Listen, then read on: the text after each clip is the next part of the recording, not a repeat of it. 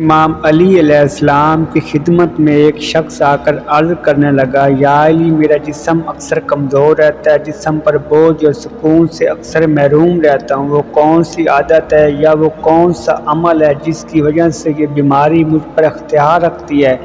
تو امام علی نے فرمایا، اے شخص، اگر اپنے جسم اور روح کو اطمینان میں رکھنا چاہتے ہو، پرسکون اور صحت مند زندگی کے ساتھ جینا چاہتے ہو تو ایک عادت کو فوراً ختم کر دو۔ تو اس شخص نے عرض کیا، کون سی عادت؟ تو امام علی نے فرمایا، حسد کرنے کی عادت۔ جو انسان اللہ کے کسی بندے سے حسد کرتا ہے تو وہ اپنے آپ کو روحانی اور جسمانی امراض میں مبتلا کرنے کے لیے ایک قدم بڑھاتا ہے، کیونکہ حسد کرنے والا کبھی بھی زندگی میں سکون نہیں پاتا، اچھی صحت نہیں پاتا۔